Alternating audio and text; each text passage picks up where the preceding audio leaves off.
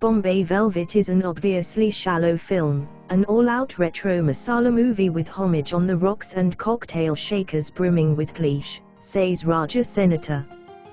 There are some filmmakers who scoff at the very notion of historical accuracy like Oliver Stone or Quentin Tarantino, and Anurag Kashyap is one of that bunch, a man who prefers to create his own sumptuous version of history. Bombay Velvet looks to be, then, his very own Bob Fosse meets Scarface take on what might have been, instead of bothering with what really was. An indicator of the same lies in the opening credits, as they claim to be introducing Raja Sen, whereas that particular director first acted in the most successful Hindi film of all time.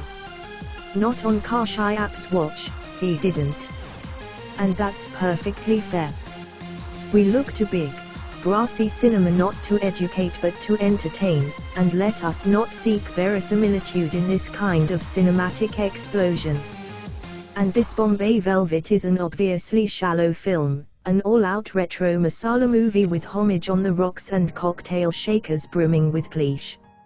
It is a take on the nostalgia-soaked groovy gangster movie, Once Upon a Time in Kashyapista. On paper, this sounds like dynamite.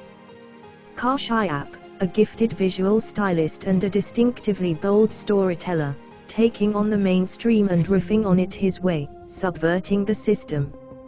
Except, that's not what happens here. There is surprisingly little subversion, but that's fine too, provided the result is compelling on its own steam. Alas, Bombay Velvet runs out of breath less than halfway through, and huffs and puffs as it tries to breast the finish line. The new film clearly wants to be many things: noi, grand romance, a Broadway-esque musical, Prakash Mehra, Brian De Palma, but ends up indecisively skulking around the shadows of giant films, despite editing goddess Thelma Schoonmaker blessing it with her scissors. Several components work strongly, particularly a sensational soundtrack and a few excellent male actors.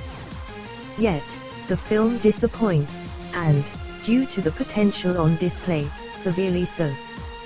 The scale is amped up to grandness, certainly, but despite majestic intent, what we find here is a watered-down forgery, an imitation you can spot from a mile away. This dahlia is barely blackish. The cloth muffling this revolver isn't the real thing but merely, alas, velveteen. There is much promise of magic, especially as the film begins. A raffish crook watches the Roaring Twenties, and, too weak in English to recite James Cage's lopsidedly delivered lines, settles instead for the film's famous last words, pointing a kerchief-covered finger at the mirror and saying Gladys George's line about how her dead flame was a big shot, thus recreating a voiceover instead of playing a role, ironically making a wish and jinxing himself all at once.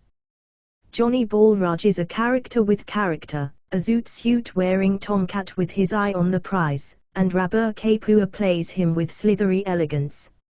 Spry as if eternally scalded, Kapoor glides restlessly through the film, hitching rides from people, situations and passing buses without a second thought, forever sidling away from the real, the nitty-gritty.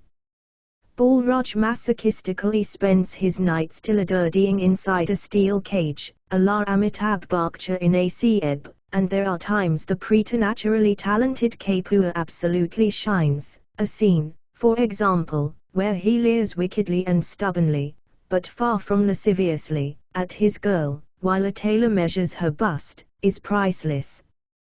Balraj rides the coattails of Kaizad Kambata, a sinister media baron with his nimble fingers in many oily pies. Karajaha is a revelation as this character so obsessed with his all-powerful, all-controlling image that in the film's brightest moment he steps out of a room in order to have himself a good giggle.